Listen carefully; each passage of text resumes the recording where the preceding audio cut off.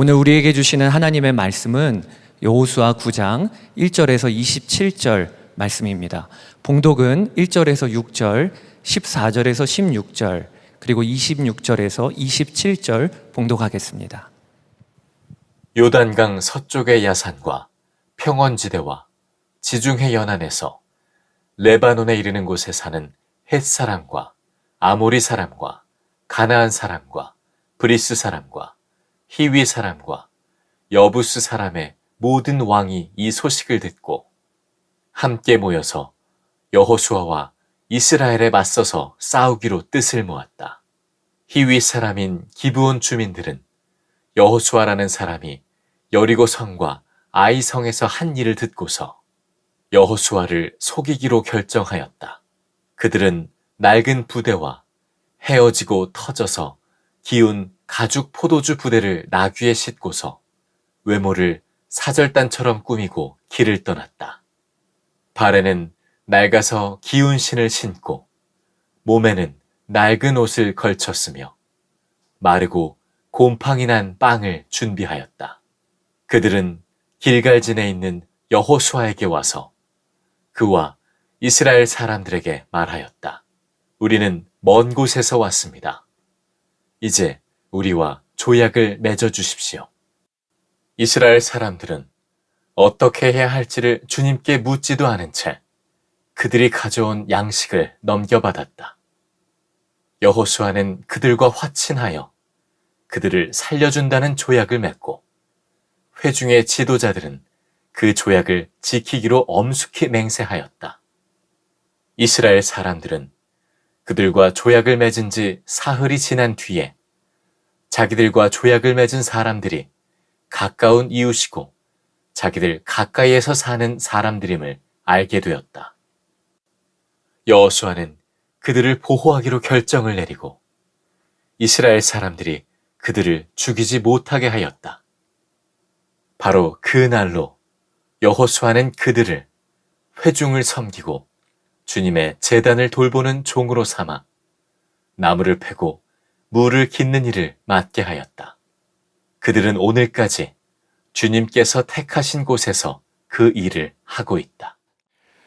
미국에 사는 어느 목사님, 저하고 신학교 같이 다니셨던 목사님 딸이 갑작스러운 암 진단을 받았습니다. 그래서 정말 주님을 바라보면서 그 딸 간병을 하시는데 그 목사님의 일기에 그 기도 중에 주님이 너무나 선명하게 주신 음성을 들으신 기록을 하셨어요. 주님이 그 목사님께 이렇게 말씀하셨습니다. 나만 생각하고 나만 바라보고 내게 모든 것을 맡기고 순종만 하여라. 그 주님의 음성을 듣고 목사님이 얼마나 감격스러운지, 이제는 정말 주님이 딸을 완전히 맡아주신다 하는 확신이 드셨대요. 두려움도 떠나고 그리고 마음에 오히려 넘치는 기쁨이 있으셨노라고.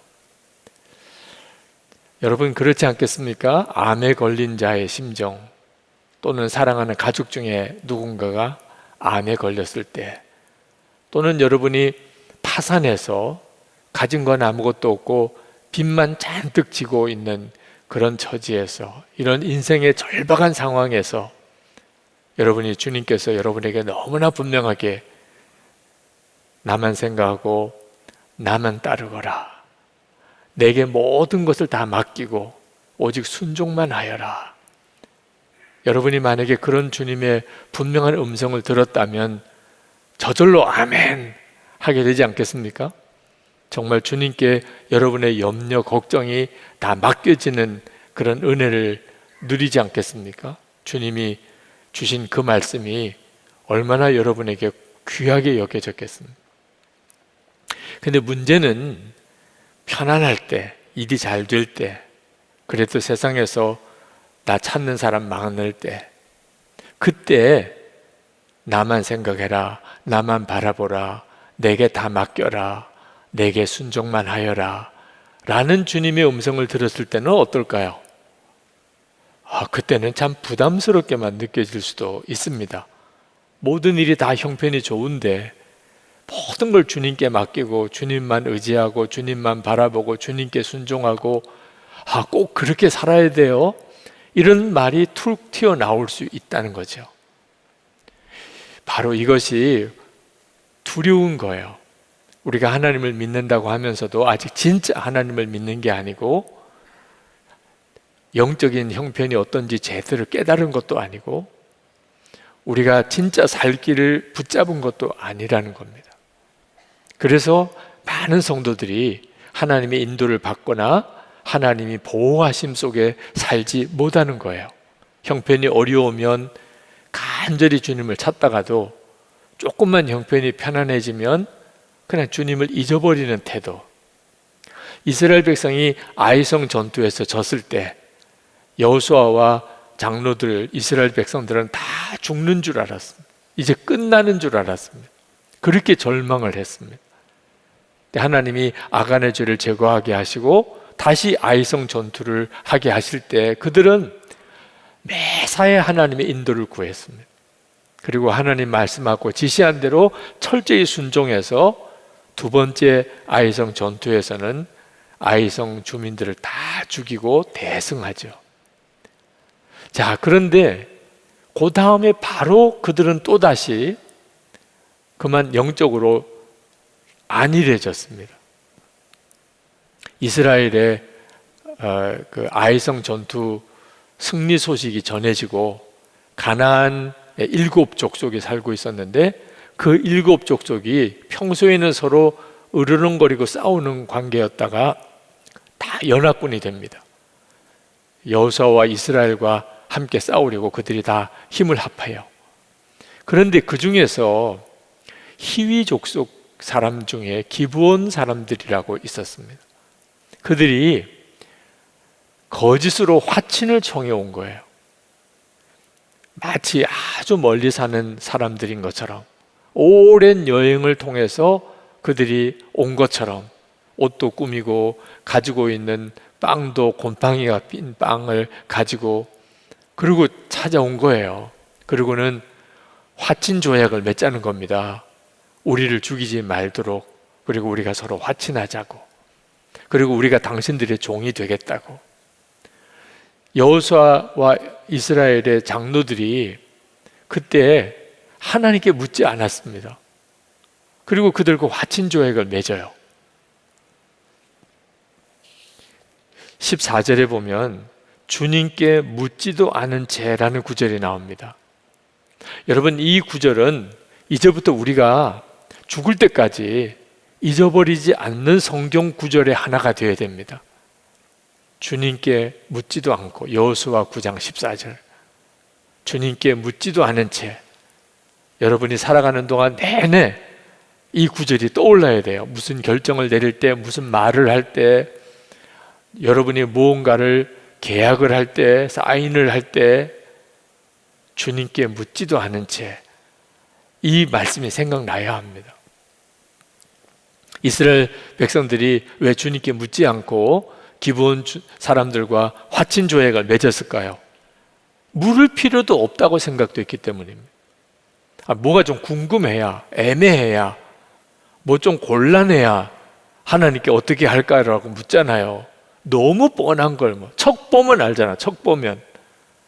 이 척 보면 아는 거 이제 조심해야 합니다. 여호수아가 보기에 그냥 척 보면 알았어요. 이 사람들은 아주 멀리 사는 사람들이구나. 하나님이 가나안 족속은 다 멸하라고 하셨지만 멀리 사는 사람들이야 화친을 맺고 또 우리 종이 되겠다는데 우리에게 손해볼 거 없잖아. 그래서 그들과 화친 조약을 맺은 거예요. 알고 보니까 바로 옆에 있는 사람들입니다. 가나안 족속 중에 하나예요. 하나님이 진멸하라고 한 족속들이었어요. 저는 주님께 묻지도 않은 채라는 이 구절이 이 설교를 준비하는 동안에 제 마음을 얼마나 무겁고 고통스럽게 했는지 모릅니다. 왜냐하면 저도 주님께 묻지 않은 채 말하고 행동하고 결정했던 일들이 너무나 많다는 생각이 들었기 때문입니다. 왜 내 삶은 이럴까? 왜 이런 답답함이 있을까? 이렇게 주님께 묻지 않고 결정하고 행동했던 일 때문이 바로 그 때문이구나. 여러분, 하나님께 묻지 않고 어떤 말을 하거나 결정하는 것이 세상 사람들에게는 죄가 될 수도 없어요. 그게 무슨 세상 법정에서 죄로 심판받을 일입니까? 하나님께 묻지 않고 결정했다고? 세상에서 윤리적으로 비난받을 일입니까? 누가 하나님께 묻지 않고 결정했다고 우리에게 뭐라고 할 사람이 있겠습니까? 그런데 하나님을 믿는 사람들에게는 죄라는 거예요. 여러분, 하나님이 여러분의 인생을 주관하시는 것을 진짜 믿습니까? 죽이고 살리는 권한이 하나님께 있음을 믿습니까? 세우고 패하는 권한이 하나님에게 있음을 믿습니까? 우리는 그걸 믿는 사람들이에요. 우리는 하나님을 믿는 사람들이에요. 그렇다면 모든 것을 다 하나님께 의논해야죠. 그게 마땅하죠. 하나님을 믿는 사람으로서는 당연히 그리해야죠. 그렇지 않는다면 그는 하나님을 무시한 거죠. 하나님의 하나님 되심, 하나님의 내 인생의 주님 되심을 내가 무시한 거죠. 교만하게 내가 하나님보다 더 잘한다고 생각하는 거죠. 이건 굉장히 무서운 죄죠. 그러니 우리가 어떻게 하나님께 복을 받을 생각을 할 수 있겠습니까? 급하고 어려우면 하나님 하다가 조금이라도 내가 다 안다고 생각하고 형편이 좋고 그러면 하나님 생각도 하지 않는 이런 삶을 사는 사람이 어떻게 하나님께 복을 받겠냐 말입니다. 참 부끄럽기도 한 내용이긴 하지만 어떤 때는 하나님께 묻기 싫을 때도 있어요. 잊어버리고 안 물은 게 아니고 하나님께 묻기 싫을 때도 있어요. 어느 집사님이 참 너무 무모한 투자를 하고 재정적인 굉장한 어려움에 빠졌습니다.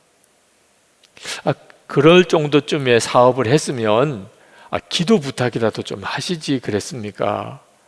전혀 아무 이야기가 없었거든요.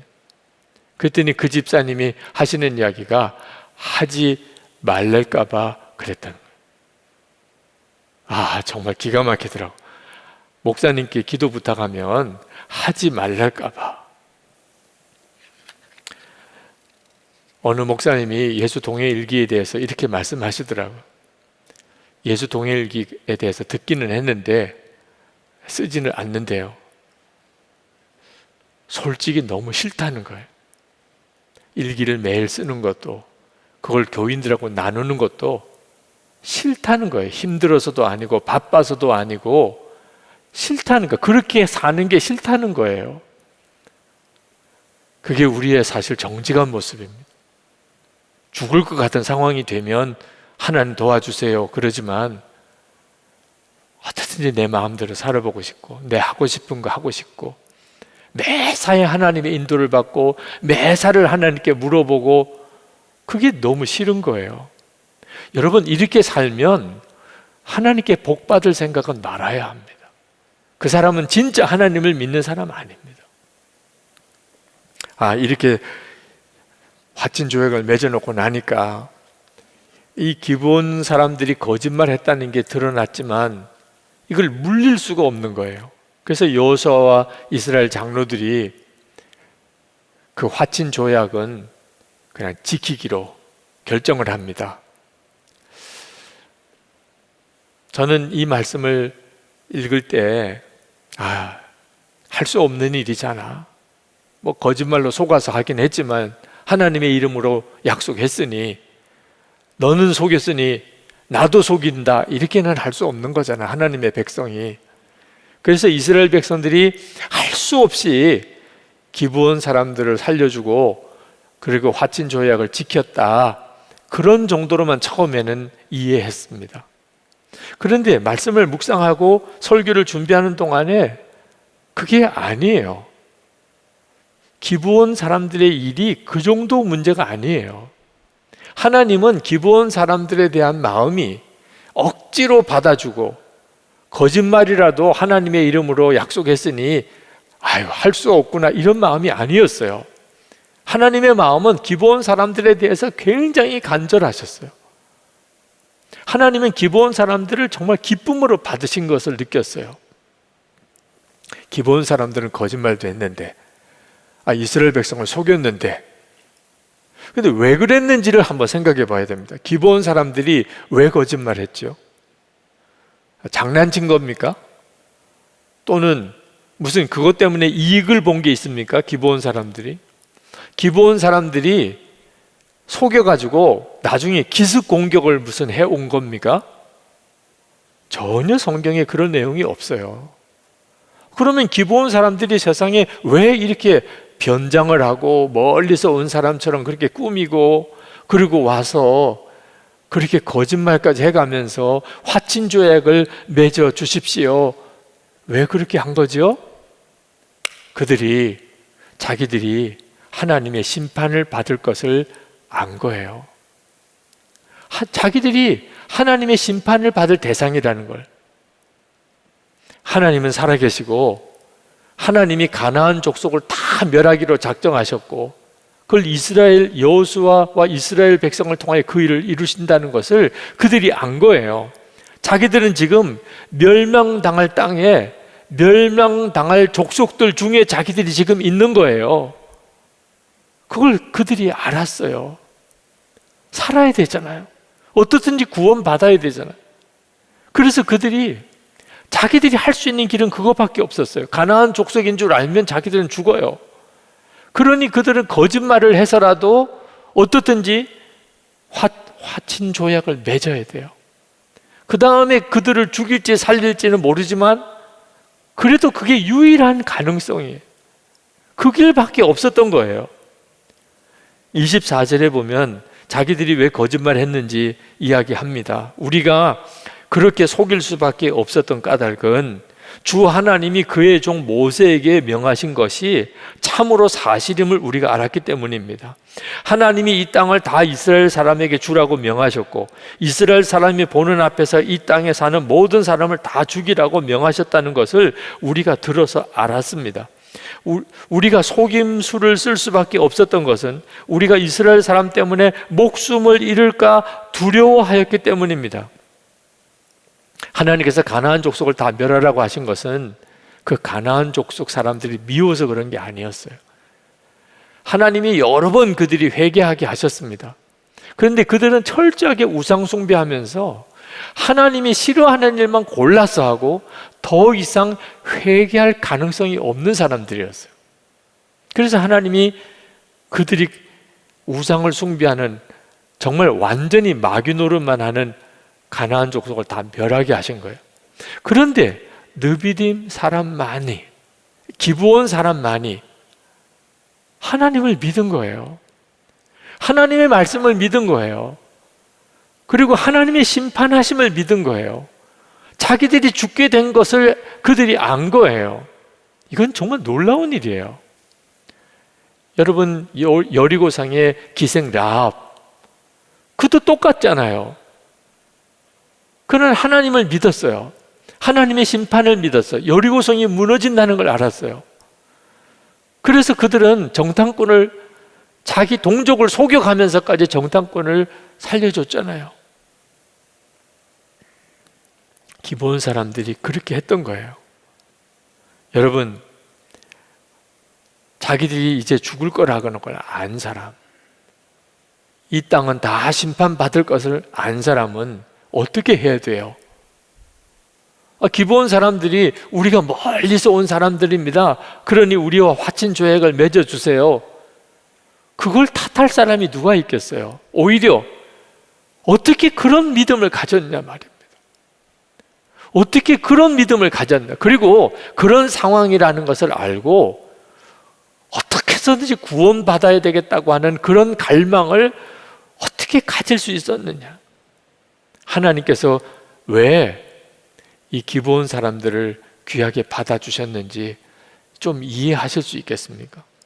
기브온 사람들이 아주 족속이 작고 그리고 평소에도 힘이 없고 아주 좀 나약하고 그래서 좀 힘이 있는 족속에게 이리 붙었다가 저리 붙었다가 그런 사람들이라면 또 이해가 돼요. 근데 그렇지 않습니다. 이 기브온 사람들은 굉장히 강한 족속이었어요. 여호수아 10장 다음 장에 넘어가면 10장 2절에 보면 다른 가나안 족속들이 기브온 사람들이 이스라엘과 화친을 맺고 그들의 종이 되었다는 이야기를 듣고 기절초풍하는 줄 알았어요. 왜? 있을 수도 없는 일이니까. 어떤 족속이길래 그렇죠? 여호수아 10장 2절에 이렇게 나옵니다. 왕이 있는 도성처럼 큰 성읍이고 아이성보다도 더 큰 성인데다가 기브온 주민은 모두 용맹한 전사들이었다. 그들은 대단히 강한 전사들이에요. 성읍은 왕도와 같이 큰 성읍이에요. 게다가 가나안 족속들이 전부 다 연합하여 평소에 싸우던 자들인데 다 힘을 합하여 이스라엘과 싸우기로 작정을 한 상태입니다. 객관적으로 보거나 인간적으로 보면 가나안 족속들이 훨씬 강해요. 그런데 기브온 족속이 이렇게 찾아와서 우리가 종이 되겠다고까지 하면서 우리를 죽이지 말아달라, 화친 조약을 맺어달라, 이게 정말 놀라운 거예요. 이건 전적으로 신앙적인 눈이 뜨인 거예요. 진짜 하나님을 믿은 거예요. 사람의 수나 인간적인 힘만 본 게 아니고 하나님을 진짜 믿은 거예요. 이스라엘 이 기브온 족속이 그렇게 해서 무슨 이익을 얻은 게 있습니까? 아닙니다. 그 용사 중에 강한 용사들, 큰 성읍을 가지고 있는 그들이 이스라엘의 종이 돼요. 그때부터 그들은 나무하고 물 깃는 일만 해요. 27절을 보세요. 바로 그날로 여호수아는 그들을 회중을 섬기고 주님의 제단을 돌보는 종으로 삼아 나무를 패고 물을 깃는 일을 맡게 하였다. 그들은 오늘까지 주님께서 택하신 곳에서 그 일을 하고 있다. 세상적으로 보면 기브온 사람들은 완전히 정말 하루아침에 꼴이 말이 아니게 된 거예요. 그렇게 큰 성읍에 그렇게 강한 용사들인 그 사람들이 이제 나무하고 물 깃는 일 하는 신세가 되고 이스라엘의 종이 됐어요. 아니, 세상이 왜 이렇게 하냐 말입니다. 한 가지 분명한 것은 그들이 아무리 큰 성읍이고 그들이 아무 용사라도 하나님의 심판으로 다 전멸하게 된다면 무슨 소용이 있냐. 성이 크다는 거, 그들이 용사였다는 게 그게 무슨 소용이 있어요. 이제 다 죽게 생겼는데, 하나님의 심판으로 다 죽게 생겼는데, 성이 크다는 거, 용사라는 자랑거리가 무슨 소용이 있어요. 이걸 기브온 사람들은 깨달은 거예요. 비록 그들은 종이 됐지만 무슨 종이죠? 하나님의 성전 일하는 종이 됐어요. 그들이 나무하고 물 깃는 일은 이스라엘 백성들에게 주려고 한 게 아니고 하나님께 제사 드리는 성막에 들어가는 나무랑 물을 길어 섬기는 일을 한 겁니다. 성전 예배자가 된 거예요. 용사였던 그들이 이제는 하나님의 성전을 예배하는 일을 위해 섬기는 자들이 된 거예요. 하나님께서 그 기브온 사람들을 얼마나 좋아하셨는가? 그건 뒤에 성경에 나옵니다. 사무엘하 21장에 보면 사울 왕이 이 기브온 사람들을 죽이려고 합니다. 그때 하나님이 기브온 사람의 편에 서요. 기브온 사람을 보호하십니다. 이스라엘 백성이 바벨론의 포로로 끌려갈 때 그때 기브온 사람들은 나는 유대인 아니라고 도망갈 수도 있죠. 근데 같이 포로로 잡혀가요. 70년 뒤에 돌아올 때 그때 예루살렘은 황폐한 곳입니다. 유대인들조차도 자리 잡은 사람들은 안 돌아갔어요. 그런데 느디님 사람이라는 이름으로 이 기브온 족속들은 다 돌아옵니다. 그리고 예루살렘 재건하고 하는 일에 그들이 앞장서요. 이스라엘 백성들보다 더 이스라엘 백성답게 그들은 삽니다. 저는 이 설교를 준비하면서 자꾸 이 기브온 사람들 이 마음에 계속 마음에 기억이 되는 거예요. 이유는 제가 꼭 기브온 사람 같은 느낌이 들었기 때문입니다. 저는 3대째 목사예요. 근데 3대째 목사가 뭐 좋은 겁니까? 마귀가 우는 사자처럼 삼길자를 찾아 돌아다니고 있어요. 마귀가 3대째 목사는 봐줍니까?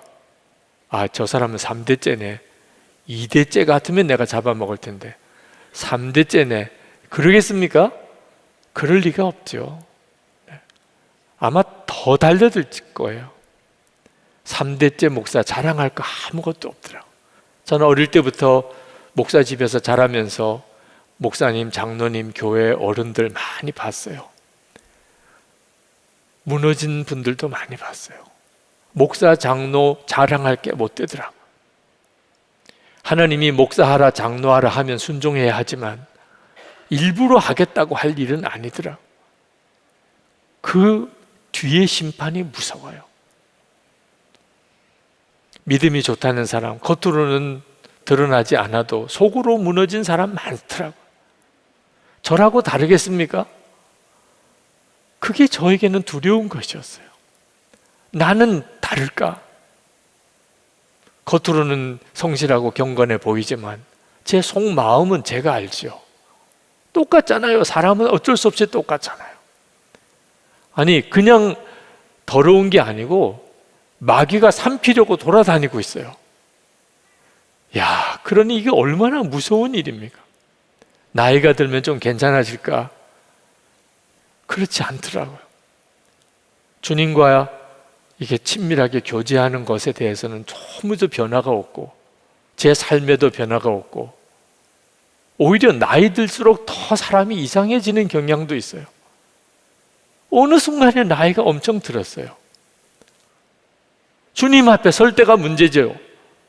세상에 사는 동안에는 3대째 목사다, 그래도 뭐 성실하다 말은 들을 수 있죠. 사람의 평가가 중요한가요? 주님 앞에 섰을 때 주님께서 내가 너를 도무지 알지 못한다, 그런 사람이 많을 거라고 그랬는데 나는 아닐까? 그 점에 대해서 너무너무 두려운 거예요. 기브온 사람들이 자기들이 멸망의 땅에 멸망의 족속들과 함께 있다는 것을 그들이 깨닫고는 그들은요 가만히 있을 수가 없었어요. 그렇게 있으면 죽으니까. 그들은 어떻게 해서든지 구원받아야 될 길을 찾았어요. 그래서 거짓말도 어쩔 수 없이 한 거예요. 그리고 그들은 구원을 받은 거거든. 저는 도대체 어떻게 해야 내가 주님 앞에 섰을 때 엉터리 목사요, 그저 이름만 기독교인이 아닐 수 있을까? 그런 사람들이 주위에 너무 많으니까 이건 저에게 심각한 문제였어요. 그래서 제 마음의 갈망이 기브온 사람들의 갈망과 같았어요. 마귀가 우는 사자처럼 돌아다니는데 어떻게 살지요? 예수님이 나는 목자요 우리를 양이라고 하신 이유가 거기에 있구나. 양이 이리가 삼키려고 돌아다닐 때 살 길은 목자 옆에 붙어 있는 것밖에 살 길이 없잖아요. 내가 믿는 예수님이 진짜여야 한다. 예수님이 내 마음에 계신 것이 이게 진짜여야 하는 거예요. 그렇지 않으면 저는요 그냥 한순간에 가짜 목사인 거예요. 주님 앞에 섰는데 주님이 너무 낯설어요. 그러면 끝난 거죠.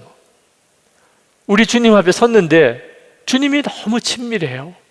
그러려면 어떻게 해야죠? 지금부터 주님과 친밀하게 살아야죠. 지금 주님과 함께 친밀히 살지 않는데 어떻게 주님 앞에 섰는데 친밀할 수 있겠어요? 그래서 24시간 주님을 바라보자고 한 거예요. 저에게 있어서는 이것은 그저 목회 좀 더 잘해보자 그런 문제가 아니었어요.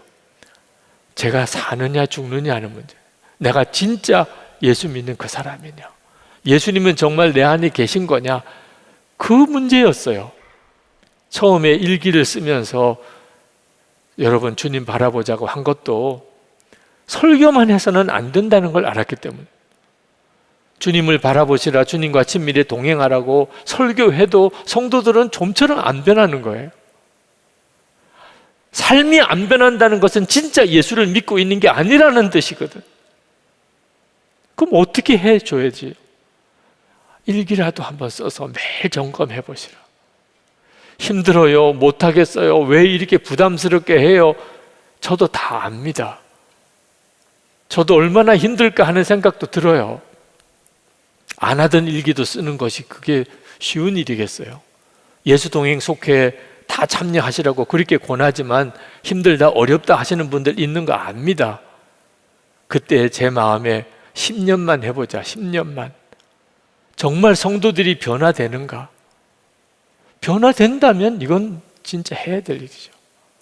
변화되지 않는다면 그때 교인들에게 사과하고 그리고 일기 안 써도 된다고 하는 수밖에 없지요. 5년째 되던 해 2016년 일기를 1000번 이상 쓴 분들이 이제 나오기 시작했었어요. 일기를 1000번 이상 쓴 사람들만 한번 다 모이자 그랬어요. 그래서 물어봤어요. 일기를 한 1000번쯤 이상 써보니까 삶이 변화됩니까?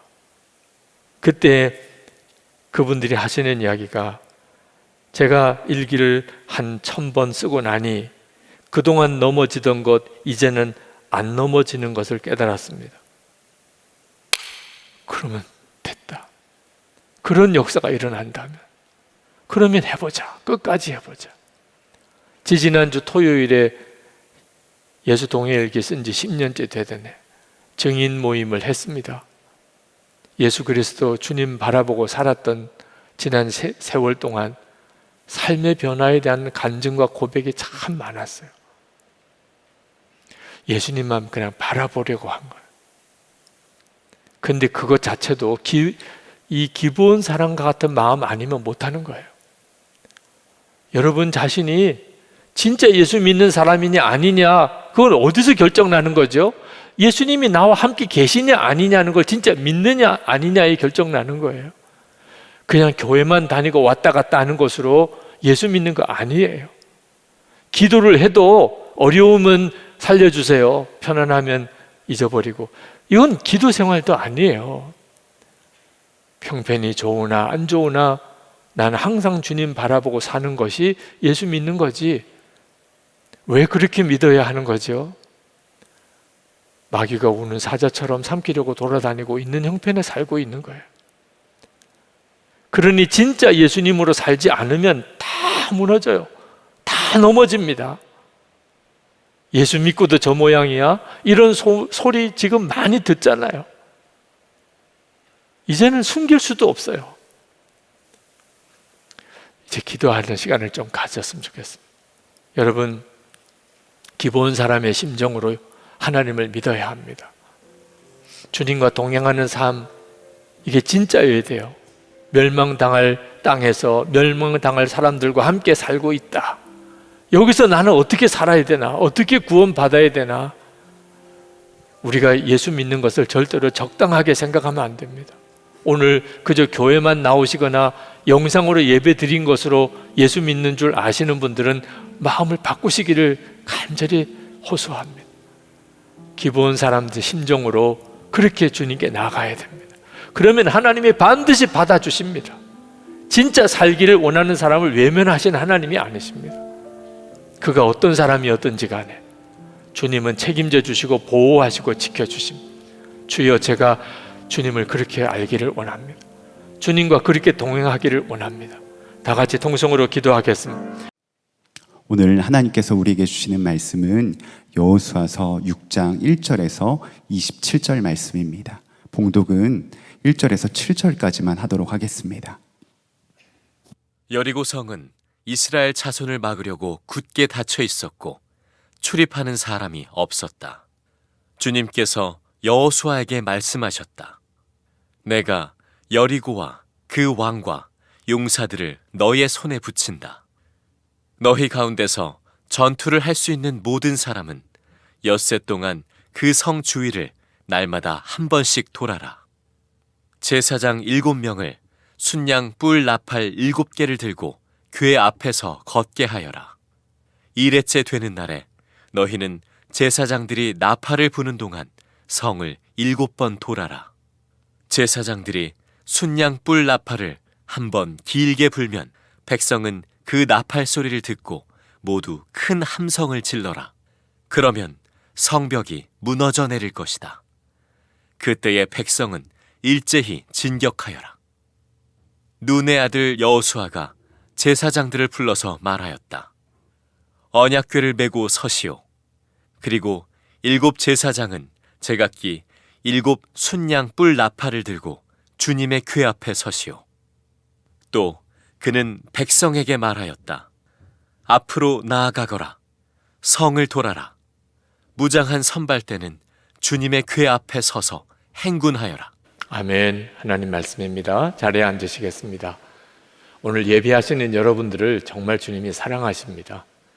영상으로 이 예배에 참여하시는 분들도 아마 여러분들은 이해하거나 또는 믿지 못할 정도로 하나님이 여러분을 사랑하십니다. 그러나 우리가 또 주님께 할 일이 있습니다. 그것은 어떻든지 어떤 형편이든지 하나님의 말씀대로 살아야 한다는 겁니다. 많은 교우들이 하나님의 말씀대로 살고 싶지만 하나님의 뜻을 잘 알기 어렵다고들 이야기를 합니다. 근데 실제로는 그렇지가 않습니다. 우리가 이미 알고 있는 하나님의 뜻대로 주님의 말씀대로 살기 시작하면 그것으로 충분합니다. 나는 죽었습니다. 이렇게 고백하고 살으라. 정말 기도하고 살으라. 사랑만 하며 살라. 어떤 일이 있든지 모든 일에 감사하라. 찬양하라. 누구를 대하든지 죽게 하듯 하라. 다 아는 말씀이잖아요. 하나님의 말씀을 알지만 실제로 그대로 사는 사람이 참 드뭅니다. 하나님의 말씀을 알아도 그렇게 살지 못하는 이유는 하나님의 말씀대로 사는 훈련을 제대로 받지 않았기 때문에 그렇습니다. 하나님께서 이스라엘 백성들을 이제 가나안 땅 정복을 위해서 첫성 여리고성부터 점령하게 하십니다. 그런데 참 하나님이 이상한 방법으로 그 여리고성을 정복하게 하셨어요. 여세 동안은 매일 아무 말하지 않고 그 성을 한 바퀴 돌고, 그렇게 6째를 돌고 7째 날에는 7번을 돌고 큰 소리를 함성을 지르라. 그리고 여리고성이 무너졌습니다. 왜 하나님이 이런 이상한 방법을 쓰셨을까요? 그 방법에 능력이 있기 때문에 그런 게 아닙니다. 그렇다면 그 다음 다른 성에도 그런 방법을 썼겠죠. 여리고성에서만 그러셨어요. 이유는 하나님의 말씀대로 사는 분명한 체험과 훈련을 이스라엘 백성에게 주시려고 하심이었습니다. 믿어지지도 이해되지도 않는 방법이지만 하나님이 말씀하시면 그대로 순종하고 그 다음에 하나님은 반드시 역사하신다. 그 사실을 알게 하시는 거예요. 여러분, 하나님의 말씀대로 살려고 애는 쓰는데, 그런데 변화되는 것도 없고 또 하나님의 약속이 이루어지는 것 같지 않아서 지금 낙심하거나 갈등하는 분이 아마 있으실 겁니다. 지금 여러분이 겪고 있는 바로 그것이 하나님의 말씀대로 사는 훈련이에요. 이스라엘 백성들이 여리고성을 무너뜨렸을 때 하나님은 홍해나 요단강을 건널 때와는 다른 방법으로 하셨습니다. 홍해를 건널 때는 이스라엘 백성은 아무것도 하지 말라고 그러셨어요. 그냥 지켜보기만 하라. 요단강을 가르실 때는 그 강물 가득한 요단강에 제사장들이 첫 발을 내디디라 하셨어요. 그런데 여리고성에서는 7일 동안 그 성을 돌게 하셨습니다. 그러니까 하나님께서 이스라엘 백성들을 점점 하나님의 말씀대로 순종하는 훈련을 시키셨다는 사실을 여러분이 알 수 있죠. 우리도 똑같습니다. 우리가 구원을 받은 과정을 보면 예수님이 십자가에 죽으시고 부활하시는 과정에 우리가 하는 일이 아무것도 없어요. 하나님이 전적으로 다 이루셨습니다. 그런데 그 예수님을 믿고 영접하는 일은 우리가 해야 합니다. 그때 우리가 구원을 받아요.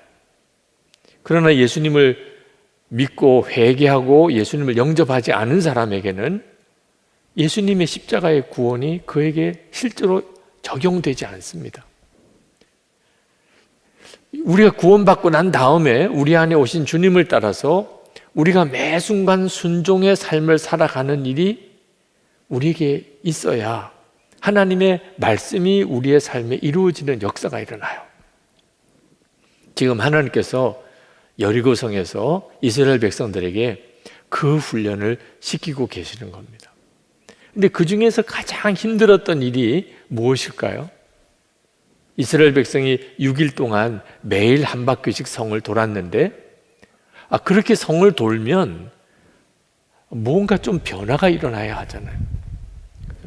무슨 지진이 일어날 조짐이 보이거나 성벽에 금이 가기 시작하거나 또는 벽돌이 떨어지는 일이 있거나, 그러면 이스라엘 백성들도 이거 뭔가 일어나려나 봐.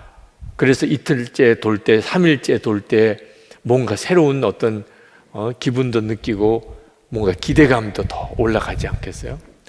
아무런 변화가 일어나지 않았습니다. 6일 동안 그들이 13번 성을 돌았습니다. 아무런 변화가 일어나지 않는 그 여리고 성을 도는 일이 그들에게는 정말 믿음의 싸움, 영적 싸움이었어요. 우리도 하나님의 말씀대로 순종하며 살아볼 때 무슨 변화가 즉시 일어나면 얼마나 좋습니까? 기도하며 살아보려고 하고 나는 죽었습니다 고백하고 나가기 시작하고 사랑만 하며 살려고 그러고 모든 일에 감사하고 그때마다 사람이 막 변화되기 시작하고 삶의 형편이 좋아지고 이런 어떤 반응들이 일어나면 야, 하나님의 말씀대로 사니까 이런 역사가 일어나는구나. 앞으로 더 놀라운 일이 일어나겠구나. 그럴 만한데 아무런 변화가 없다면 정말 끝까지 그렇게 가야 합니까? 언제까지 기도해야 됩니까? 언제까지 나는 죽었습니다 해야 됩니까? 언제까지 일기만 써야 됩니까? 언제까지 사랑만 해야 됩니까? 그런 탄식이 나올 만하잖아요. 목사님 6일 동안 여리고성을 돈 게 그게 뭐 대단한 일이겠습니까? 여러분, 전쟁터라는 상황을 알아야 합니다. 죽고 죽이 아주 살벌한 전쟁터에서 한쪽에서 지금 그냥 성을 아무 말 없이 돌기만 하는 거예요. 이게 무슨 전략입니까? 그 여리고 성 위에 서 있는 그 여리고 성의 군사들은 그 이스라엘 백성들이 어떻게 보였겠습니까? 왜 하나님은 이렇게 말도 안 되는 방법을 하게 하시냐 말이에요. 그러다가 여리고 성 문을 열고 그 여리고 성 군사들이 무기를 들고 치고 나오면 어떻게 하자는 것입니다. 나아만 장군이 요단강에 7번 목욕을 했었습니다. 그는 아람 군대 장관이었어요. 근데 나병에 걸렸습니다. 엘리사라는 선지자가 참 능력이 많다고 알고 고쳐달라고 찾아왔어요. 나아만이 생각하기에는 버선발로 뛰쳐나와서 자기에게 안수하고 그리고 소리를 질러서 크게 기도해 줄 알았더니 나와보지도 않고 요단강 가서 7번 목욕하고 가라고 하는 말을 듣고 나아만이 막 격분했습니다. 요단강 가서 7번 목욕하는 게 뭐 대단한 일입니까? 그런데도 나아만은 그게 그렇게 힘이 들었어요. 자존심도 상하고 감정도 상하고 나 그냥 가겠다고. 주변 사람들이 그보다 더한 일도 하라고 해도 할 거 아니겠습니까? 그거 목욕 7번 못 하겠습니까? 겨우 달래서 그 요단강 가서 7번 목욕을 하는데 한 번 목욕할 때마다 몸이 좀 좋아지는 증세라도 나타나면 그 7번 목욕하는 건 진짜 아무것도 아니죠. 6번째 목욕할 때까지 아무런 변화가 없었단 말입니다.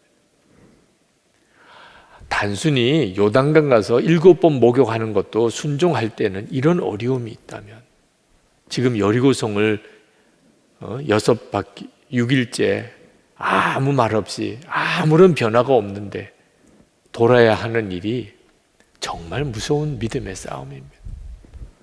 여러분 중에도 여리고성을 도는 기분으로 요즘 사시는 분들이 있으실 겁니다. 건강의 회복을 위한 여리고성이 있는 사람도 있습니다.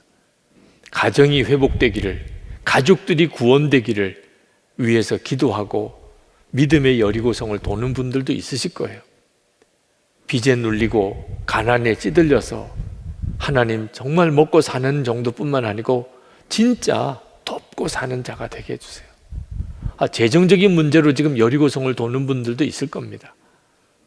사명 때문에 하나님 그 약속하신 성령의 충만함을 주십시오. 그리고 여리고성을 도는 분들도 있으실 거예요. 여러분의 요즘의 심정이 어떻습니까? 변화가 없을 때, 믿음으로 순종은 했는데 변화가 없을 때, 그때 우리에게 있어서 가장 정말 힘든 순간을 맞이하는 거죠. 여러분 꼭 기억해야 합니다. 반드시 7일째가 와요. 하나님께서 이스라엘 백성들에게 여리고를 한 바퀴씩 그냥 돌라고 말씀하셨지만 그들이 끝까지 순종하고 나갔을 때 결국 7일째 여리고성은 무너집니다. 20절 말씀에 보면 하나님은 그 약속을 이루세요. 제사장들이 나팔을 불었다. 그 나팔 소리를 듣고서 백성이 일제히 큰 소리로 외치니 성벽이 무너져 내렸다. 백성이 일제히 성으로 진격하여 그 성을 점령하였다. 우리의 삶에도 하나님의 말씀에 순종하면 반드시 여리고성은 무너집니다. 그리고 하나님의 이름이 주변에 많은 사람들에게 드러나요. 27절 말씀에 주님께서 여호수아와 함께 계셨으므로 그의 명성이 온 땅에 두루 퍼졌다. 이것이 우리와 저와 여러분을 향한 하나님의 계획이십니다. 그러나 6일이라고 딱 정해져 있으면 순종하기 얼마나 좋습니까? 6일만 돌으라. 7일째는 7번 돌고 소리를 한번 쳐봐라. 이런 말씀이라면 아마 순종하는 일이 그렇게 어렵지 않을 겁니다.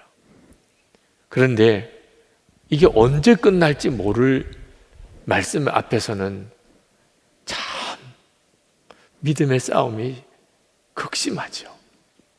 여러분 중에는 6개월째 여리고성을 도는 심정인 분도 있을 거예요. 6년인 분도 있을 거고 60년이 걸리는 사람도 있습니다. 하나님이 60년 걸려서 응답하신다고 하셨다면 할만하지요. 근데 언제인지 모를 때는 도대체 우리가 어떻게 믿음으로 계속 갈 수 있을까요? 예수님의 제자들이 예수님께서 부활 승천하실 때 성령을 받을 것이라 약속하셨어요. 그 약속 붙잡고 기도했습니다. 그런데 언제 성령 주실 거라는 말씀 안 하셨어요. 그저 예루살렘을 떠나지 말고 내게 들은 바 아버지 약속하신 것을 기다리라. 그들이 마가다락방에서 전심으로 기도했습니다. 그런데 여러분 다 경험이 있으시겠습니다. 이 하루를 지났어요. 아무런 일이 일어나지 않아요. 이틀이 지났어요. 아무런 일이 일어나지 않아요. 이게 언제까지 기다려야 되는 거죠? 열흘이 지났습니다. 아마 그 중에는 중간에 떠난 이들도 많았을 겁니다. 하나님은 이미 때를 정하셨어요. 오순절에 성령이 임하게 하나님은 정하셔서 그날 때가 이름에 성령이 임하신 거예요. 그러나 기도하던 제자들은 알 수가 없었습니다.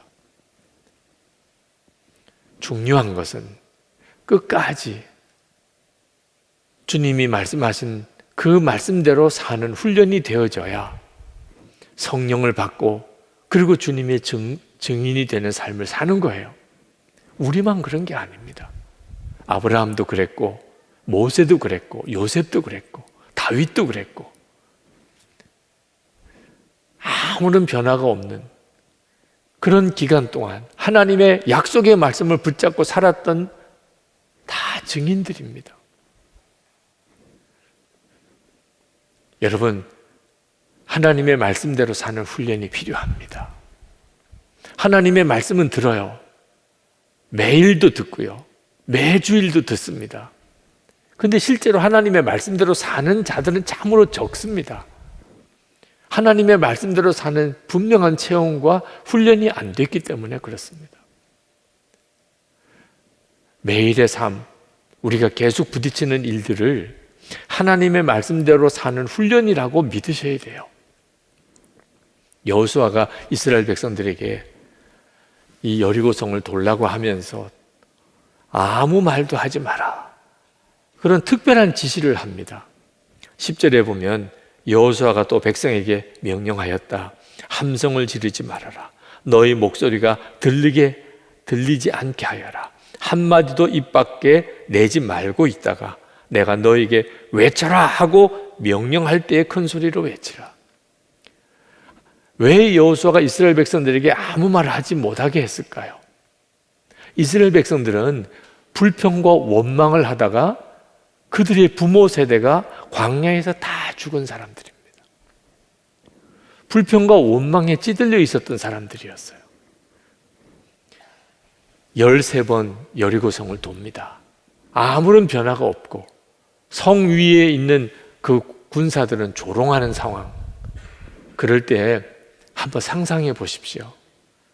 얼마나 불평하고 원망하는 말이 잘 나오겠습니까? 이게 뭐야?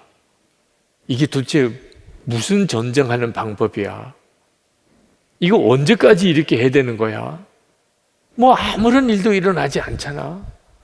저러다가 저 사람들이 칼 들고 창 들고 달려 나오면 어떡해? 만약에 이런 식으로 불평과 원망이 나왔다면 그들은 끝까지 여리고성을 못 돌았을 거예요. 그래서 여호수아가 아무 말을 하지 말라. 그런데 그 말을 하지 말라고 그래서 말을 안 하는 것이 이게 대단한 일이에요. 여러분도 다 짐작이 가시죠? 네. 내가 이런 말 하면 안 되는데 그 불쑥 튀어나오잖아요. 부부 사이에도, 부모 자녀 사이에도, 가족들 사이에도, 교우들끼리도 말실수로 인한 시험이 얼마나 많습니까? 감사만 하라, 사랑만 하라, 믿음으로 말하라, 나는 죽었습니다 고백하라. 아무 말 하지 마. 그런다고 그게 되는 것 자체가 놀라운 거죠. 본래 이스라엘 백성은 그런 사람들이 아니었단 말입니다. 요단강을 건너고 세례를 받고 할례를 받고 유월절을 지키고 그러면서 그들이 훈련이 된 거예요. 우리도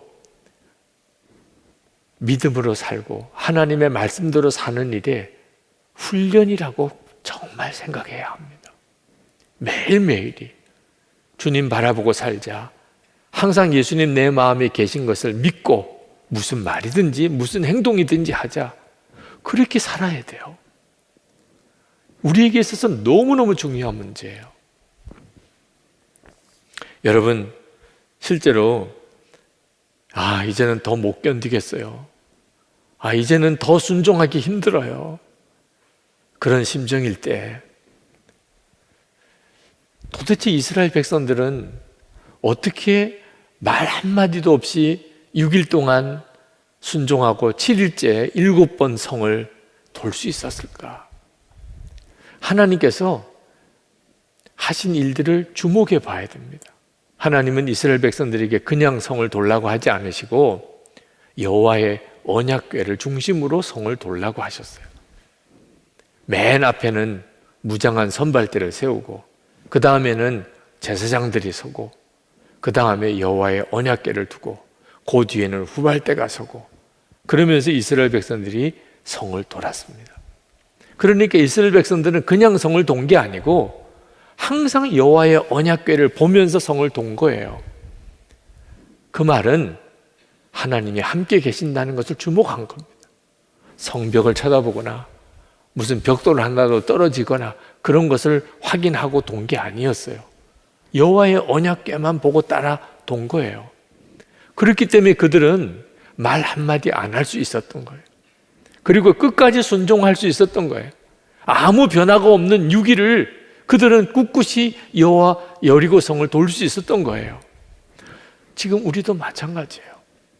여러분이 응답을 바라보고 그렇게 순종하려고 그러면 중간에 다 맥이 빠지고 낙심하고 원망 불평하다가 중간에 다 그만두고 맙니다.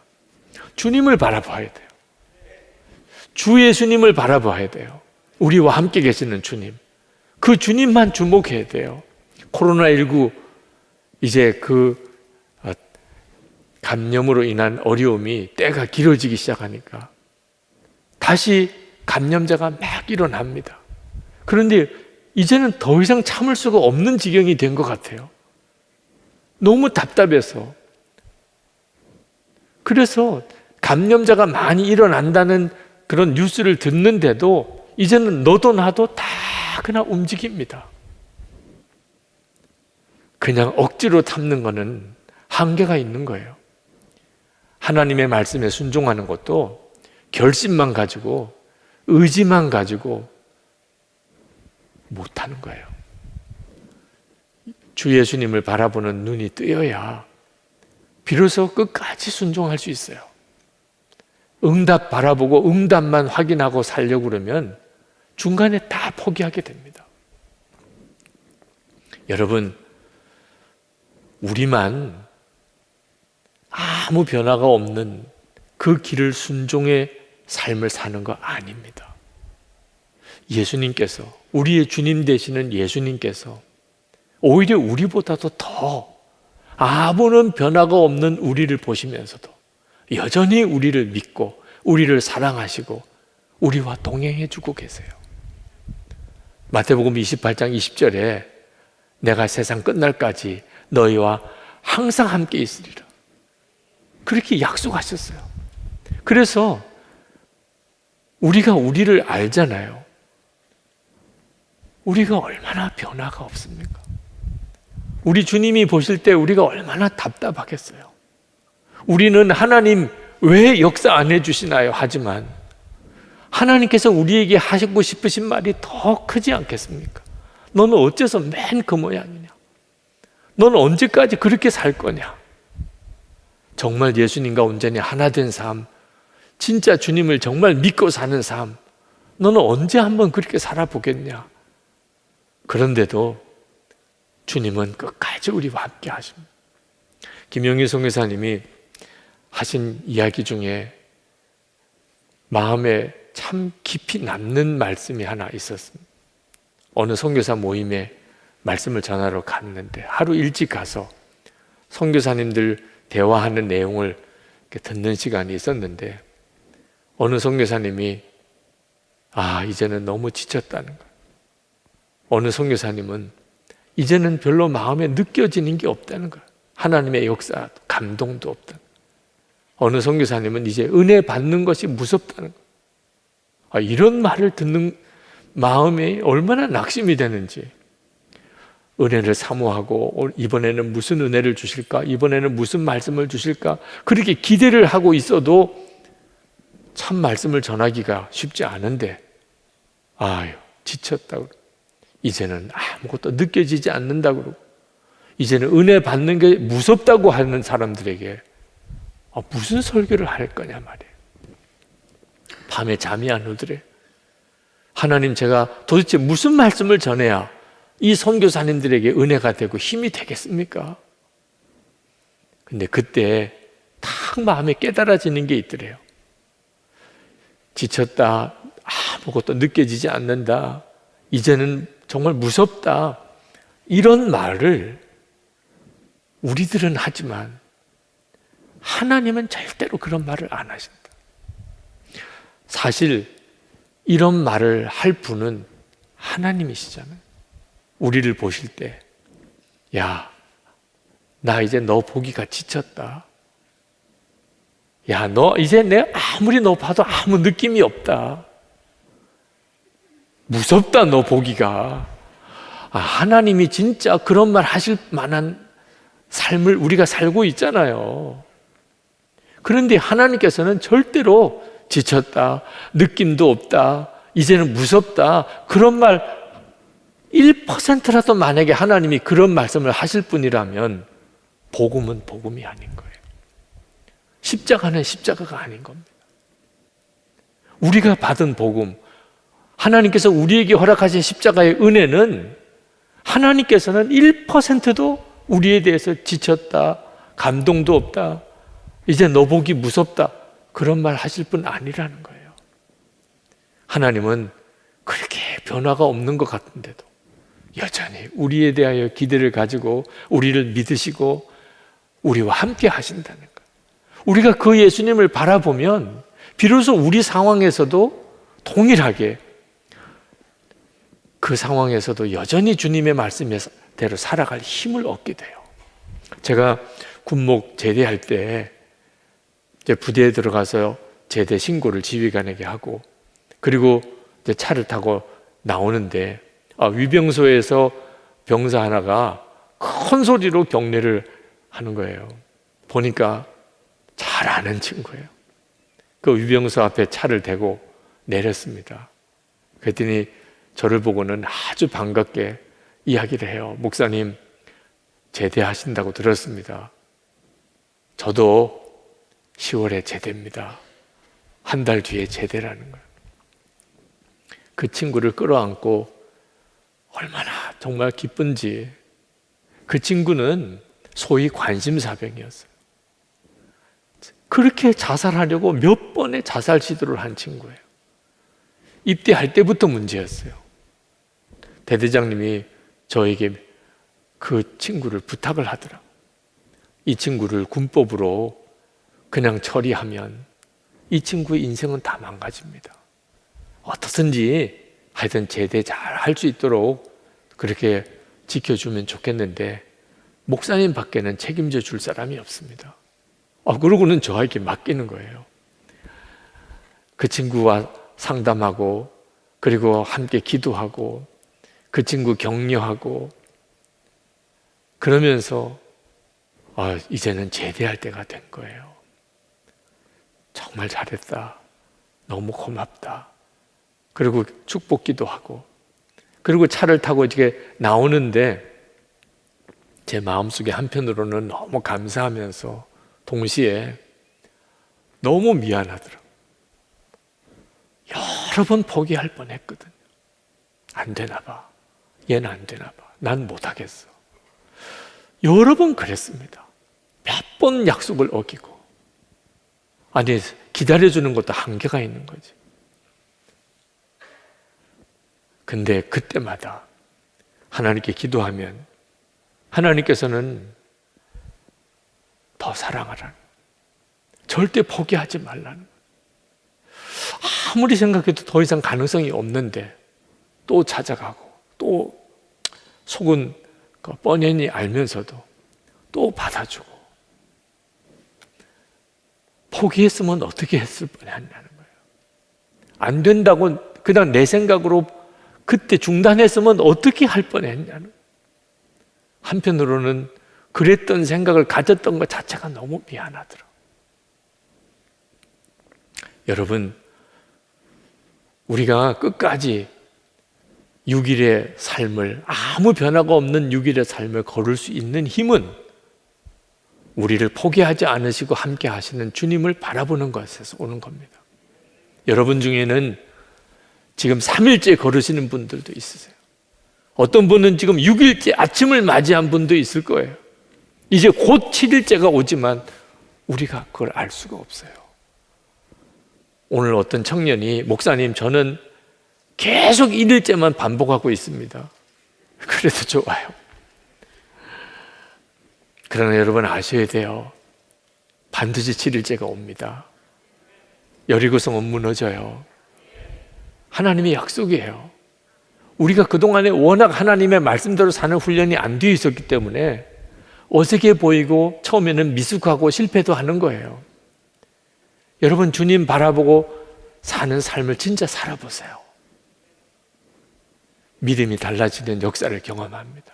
생각이 바뀌어요. 보는 것이 달라져요. 결국은 하나님의 역사를 증거하게 되어 있습니다. 지금 우리에게는 어떤 뜻에서는 앞으로 다가올 엄청난 일을 준비해야 되는 기간인지도 몰라요. 여러분도 다 나이가 들어갑니다. 나이가 든다는 게 뭘 의미하는지 그때 가서야 알게 돼요. 하나님 말씀대로 사는 훈련이 안 된 사람은 그 나이 드는 거 하나도 견뎌내지를 못해요. 상황이 지금보다 더 어려워질 수도 있어요. 근데 그 상관하지 마세요. 주님이 함께 계시는 것이 믿어지냐? 주님이 나에게 뭐라고 말씀하는 말씀이 들리냐? 그게 중요한 거예요. 그러면 충분해요. 반드시 하나님은 역사하십니다. 이제 우리 같이 기도하십시다. 하나님, 제가 여리고성을 지금 돌고 있습니다. 아무런 변화가 없는 것 같지만 분명히 주님은 이렇게 하라 저렇게 하라 말씀하시니 제가 갑니다. 나는 죽었습니다. 오늘도 고백합니다. 1시간 기도, 그 길을 갑니다. 사랑만 하라. 아멘입니다. 감사하고 찬송하라. 한밤중에 찬송하는 자가 되겠습니다. 하나님의 역사가 저를 통해 드러나기 원합니다. 주위에는 모든 이들이 살아계신 하나님을 보게 되기를 원합니다. 여리고성이 무너지는 그날이 주님 오게 하시옵소서. 통성으로 우리 기도합시다. 오늘 우리에게 허락하신 하나님의 말씀은 여호수아서 2장 1절에서 24절까지의 말씀입니다. 그 중에서 봉독은 8절에서 13절, 17절에서 21절까지만 하도록 하겠습니다. 정탐꾼들이 잠들기 전에 라합은 지붕 위에 있는 그들에게 올라가서 말하였다. 나는 주님께서 이 땅을 당신들에게 주신 것을 압니다. 우리는 당신들 때문에 공포에 사로잡혀 있고 이 땅의 주민들은 모두 하나같이 당신들 때문에 간담이 서늘했습니다. 당신들이 이집트에서 나올 때 주님께서 당신들 앞에서 어떻게 홍해의 물을 마르게 하셨으며 또 당신들이 요단강 동쪽에 있는 아모리 사람의 두 왕 시혼과 옥을 어떻게 전멸시켜서 희생제물로 바쳤는가 하는 소식을 우리가 들었기 때문입니다. 우리는 그 말을 듣고 간담이 서늘했고 당신들 때문에 정신을 잃고 말았습니다. 위로는 하늘에서 아래로는 땅 위에서 과연 주 당신들의 하나님만이 참 하나님이십니다. 내가 당신들에게 은혜를 베풀었으니 이제 당신들도 내 아버지의 집안에 은혜를 베푸시겠다고 주님 앞에서 맹세를 하시고 그것을 지키겠다는 확실한 징표를 나에게 주십시오. 그리고 나의 부모와 형제 자매들과 그들에게 속한 모든 식구를 살려주시고 죽지 않도록 우리의 생명을 구하여 주십시오. 그 사람들이 그 여인에게 말하였다. 당신이 우리와 맺은 이 맹세에 대하여 우리가 허물이 없게 하겠소. 이렇게 합시다. 여기 홍색줄이 있으니 우리가 이 땅으로 들어올 때 당신이 우리를 달아내렸던 그 창문에 이 홍색줄을 메어두시오. 그리고 당신의 아버지와 어머니와 오라버니들과 아버지 집안의 모든 식구를 다 당신의 집에 모여있게 하시오. 누구든지 당신의 집 대문에서 밖으로 나가서 죽으면 그 죽음에 대한 책임은 죽은 사람 자신이 져야 하며 우리는 책임을 지지 않겠소. 그러나 우리가 당신과 함께 집안에 있는 사람에게 손을 대서 죽으면 그 죽음에 대한 책임은 우리가 질 것이요. 그러나 당신이 우리가 한 일을 누설하면 당신이 우리와 맺은 맹세에 대하여 우리는 아무런 책임이 없소. 그러자 라합은 그들의 말대로 하겠다고 대답하고 그들을 보냈다. 그들이 간 뒤에 라합은 홍색줄을 창에 매달았다. 오늘 교회 오셔서 예배하는 여러분들, 또 영상으로 예배하시는 분들, 또 이 설교 영상을 그 이후에 들으시는 모든 분들에게 주님의 은혜가 충만히 함께하기를 축복합니다. 우리가 하나님의 약속이 이루어지는 삶을 살려면 반드시 하나님에 대한 완전한 믿음이 전제되어야 합니다. 그래서 하나님께서 이스라엘 백성을 가나안 땅에 들여보내시기 전에 먼저 이스라엘 백성들의 믿음을 일으키는 일을 하셔야 했습니다. 하나님께서 가나안 땅에 들어보내시고 그들을 그 땅을 점령하게 하실 것이라고 믿어져야 그들이 요단강을 건널 수 있지 않겠습니까? 또 요단강을 건너서 가나안 땅으로 들어가야 하나님이 그 가나안 땅을 이스라엘 백성에게 주실 수 있잖아요. 믿음이 없으면 하나님의 약속이 있어도 하나님은 그것을 우리에게 그대로 이루실 수가 없는 겁니다. 그래서 여호수아 1장에서 하나님께서 먼저 여호수아의 믿음을 일으키시는 일을 하신 거죠. 그러나 여호수아만 믿음을 가졌다고 해결될 문제가 아닙니다. 그래서 하나님께서 이스라엘 백성들의 믿음을 일으키는 일을 하셔야 했습니다. 여호수아가 아주 확신을 가지고 우리가 이제 가나안 땅에 들어갑시다 해도 이스라엘 백성들이 두려워서 가나안 땅 들어가는 일을 주저하면 그러면 하나님의 약속을 이룰 수 없는 거죠. 그래서 이스라엘 백성들의 믿음도 하나님이 일으키셔야 했던 겁니다. 그래서 정탐꾼 둘을 여호수아가 가나안 땅에 들여보냅니다. 보고 믿음을 가지라는 거죠. 믿어져야 믿음이니까 정탐꾼을 통해서 실제로 어떤 일이 일어나고 있는지를 보라는 거죠. 그래서 정탐꾼 둘이 요단강을 건너서 여리고성, 첫 성인 여리고성에 들어갑니다. 그 창녀 라합의 집에 들어가요. 그 집이 성벽에 있었기 때문에 그 라합의 집에서는 여리고의 모든 그 전경이 다 보입니다. 정탐하기 딱 좋은 곳이죠. 그리고 창녀의 집이기라 이런저런 사람들이 그 집에 오고 갑니다. 그래서 여리고성의 민심을 파악하기 딱 좋지요. 그런데 이스라엘의 정탐꾼이 여리고에 들어왔다는 소식이 여리고 왕에게 알려집니다. 누군가가 본 거예요. 그래서 여리고 왕이 군사들을 보내어 이 창녀 라합의 집을 들이닥칩니다. 이 정탐꾼으로서는 절대절명의 위기에 처한 거죠. 근데 그때 상상도 못할 일이 일어나는데 그 창녀 라합을 통하여 이 정탐꾼들이 보호를 받습니다. 그리고 안전하게 아주 지혜롭게 대처해서 돌아가게 만들죠. 도대체 이 창녀 라합은 어떻게 그런 일을 했을까요? 소문을 듣고 하나님에 대한 믿음을 가졌다는 거예요. 이 가나안 땅에도 이스라엘 백성이 애굽에서 출애굽해서 광야를 40년 동안 지나는 동안 있었던 일들에 대한 소문이 들려왔던 거예요. 홍해가 갈라졌던 일, 아모리족 속에 시온과 옥이라고 하는 막강한 왕이 속절없이 전멸당한 일, 그런 소문들이 가나안 땅에 들려온 거예요. 그래서 라합이 그걸 들었다는 겁니다. 그래서 이 정탐꾼들을 숨겨준 거예요. 11절 말씀에 라합이 이렇게 말합니다. 우리는 그 말을 듣고 간담이 서늘했고 당신들 때문에 정신을 잃고 말았습니다. 위로는 하늘에서 아래로는 땅 위에서 과연 주 당신들의 하나님만이 참 하나님이십니다. 라합의 도움으로 이 정탐꾼들이 무사히 이스라엘 진영으로 돌아옵니다. 그리고는 그들이 보고를 합니다. 실제로 우리가 여리고성에 들어가 봤더니 그 사람들이 다 간담이 녹을 정도로 두려움에 사로잡혀져 있더이다. 24절에 이렇게 말씀합니다. 그들이 여호수아에게 말하였다. 주님께서 그 땅을 모두 우리 손에 넘겨주셨으므로 그 땅의 모든 주민이 우리를 무서워하고 있습니다. 이스라엘 백성들은 깜짝 놀랐습니다. 여호수아도 무서울 정도라면 이스라엘 백성들은 얼마나 무서웠겠습니까? 그런데 이 여리고 성에 있는 사람들이 더 무서워하고 있다는 거예요. 그때 이스라엘 백성들의 믿음이 확 일어납니다.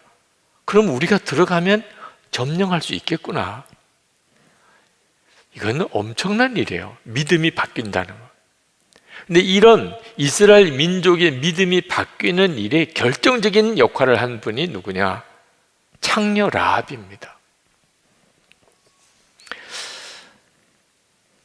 우리가 똑같은 시대에 살아도 믿음은 사람마다 다 다른 걸 봅니다.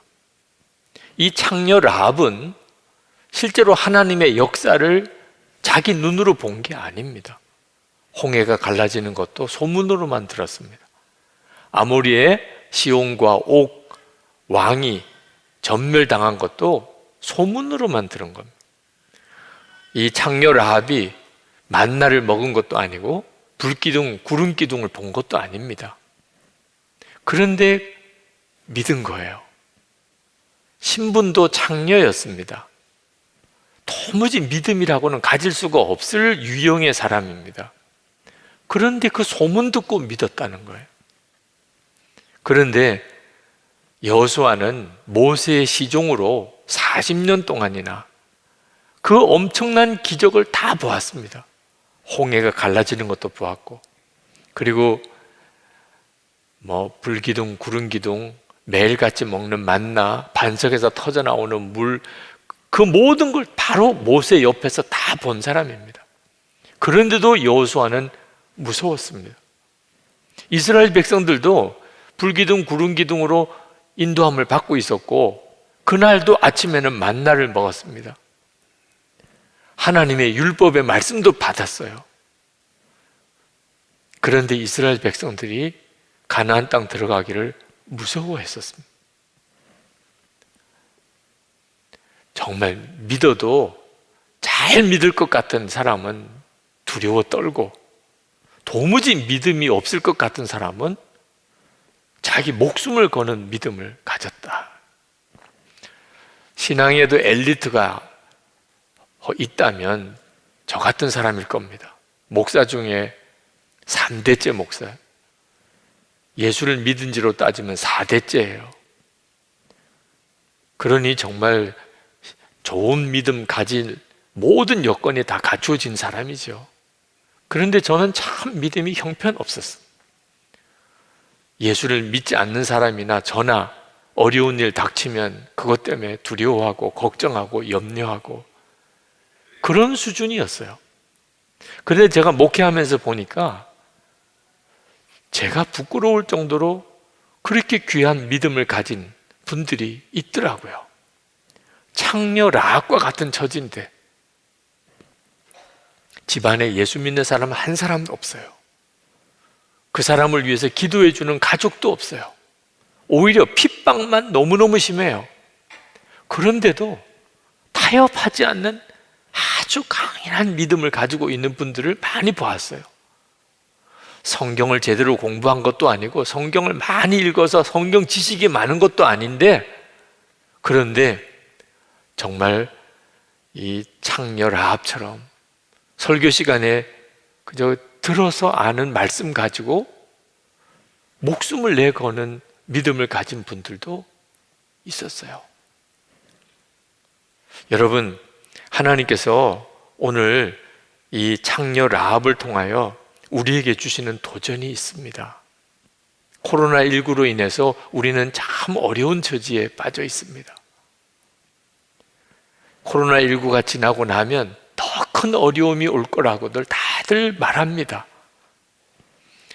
근대 역사만 보아도요, 산업혁명이 지나고 세계 2차 대전이 지나고 우리나라로 보면 6.25 전쟁을 거치고 인터넷 발달로 인해서 중요한 어떤 큰 사회적인 격변기가 계속 이어졌습니다. 그 이후에 세상은 완전히 바뀌어져 버렸어요. 지금이 그와 같은 때라는 거예요. 온 세계가 지금 코로나19로 2년 동안을 이 엄청난 고통을 겪고 있습니다. 세상이 안 바뀔 수가 없지요. 문제는 이렇게 세상이 바뀌면 대부분은 고통을 당한다는 것. 이 변화에 적응되어지는 사람은 극소수고 대부분은 엄청난 고통을 당할 거라는 것. 그래서 많은 분들이 예측하기를 재정 상황, 재정적인 삶에도 엄청난 변화가 올 거고 가정에도 변화가 올 거고, 인간관계도 변화가 올 거고, 우리의 일터와 직장에도 변화가 올 거고, 교회 생활에도 변화가 올 것이다. 우리가 언제 이렇게 마스크 쓰고 거리 두고 이렇게 예배하게 될 날이 올 거라고 생각을 했습니까? 우리는 지금 엄청난 변화를 실제로 겪고 있잖아요. 코로나19 이 확산이 그치고 이제 정상으로 돌아오면 예전처럼 돌아가게 되겠습니까? 도대체 어떤 세상이 올까? 정말 두렵지요. 코로나19 이후까지 기다릴 것도 없습니다. 벌써부터 건강 문제 때문에, 가정 문제 때문에, 또는 직장이나 일터 문제 때문에, 재정 상황으로 삶의 터전이 흔들린 사람들이 얼마나 많은지, 여러분 중에도 아마 그런 분들이 있으실 겁니다. 지금 영상으로 이 설교를 듣는 분들 중에도 있으실 거예요. 아마 상당히 많으실 겁니다. 한 번은 성령 집회 때 안수기도를 하기 위해서 성도들을 한 분 한 분씩 만나 기도하는데 기도 제목을 써서 가지고 나오셨어요. 어느 한 여자 집사님이 써온 기도 제목이 딱 한 줄입니다. 하나님, 여기까지인가 봅니다. 더 이상 설명이 필요 없더라고. 인내의 한계, 믿음의 한계, 이제는 끝인가 봐요. 그런 심정으로 나온 분들이 이미 이전에도 있었어요. 여러분은 어려움을 잘 대처해 가고 있습니까? 삶의 터가 흔들리는 그런 기가 막힌 상황, 밤에 잠을 잘 수가 없어요. 밥을 먹을 식욕이 없어요. 미래가 깜깜해요. 절벽이에요. 이런 처지가 지금도 그렇고 앞으로는 더 심할 거라는, 무슨 준비를 하고 있나요? 주식을 사야 되나, 부동산 투자를 해야 되나, 그건 답이 아닙니다. 여리고성 사람들이, 하나님이 함께하는 이스라엘 백성들이 이제 요단강 동쪽편에 다 모였다. 요단강만 건너면 여리고성이에요. 저 사람들이 건너오면 우리 다 죽는 거 아니야? 이런 말할 수 없는 불길한 상황 속에 있을 때 그들이 성벽을 다시 쌓고 성문을, 빗장을 견고하게 걸어 잠그고 그리고 무기를 만들고 아마 그렇게 했겠죠. 무슨 소용이 있었어요? 여러분도 다 잘 아시죠? 여리고성이 어떻게 무너졌는지. 도대체 그들이 준비한 게 무슨 소용이 있었냐 말이에요. 여러분, 우리가 진짜 준비해야 될 것이 있다는 거예요. 하나님은 오늘 여호수아 2장을 통하여 코로나19 이후로 인하여 걱정하고 두려워하는 우리들에게 주시는 메시지가 있어요. 라합에게서 믿음을 배우라는 것. 도대체 우리가 라합에게서 무슨 믿음을 배워야 하는 거죠? 라합이 어느 날 어떤 낯선 나그네 두 사람이 자기 집에 들어왔어요. 창녀의 집이니까 뭐 이 사람 저 사람 다 들어오죠. 그런데 라합이 직감적으로 이 사람이 이스라엘 정탐꾼이구나 알았어요.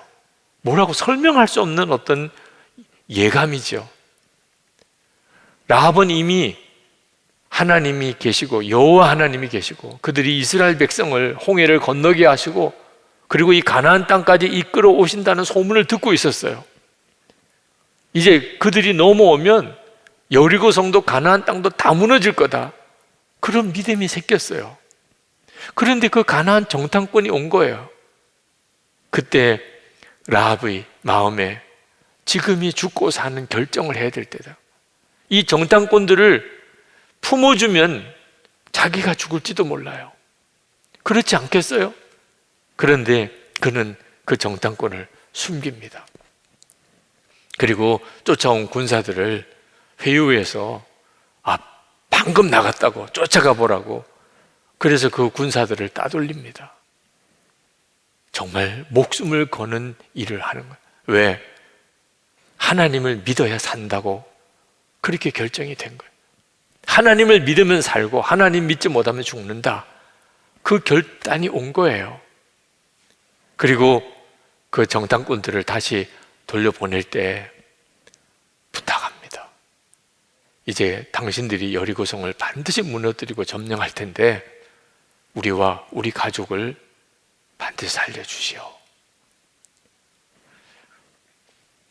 라합이 그렇게 했던 것을 배우라는 거예요. 그 정탐꾼들이 그 라합에게 당부합니다. 우리가 당신을 반드시 지켜줄 텐데 이거 하나만큼은 반드시 지키라.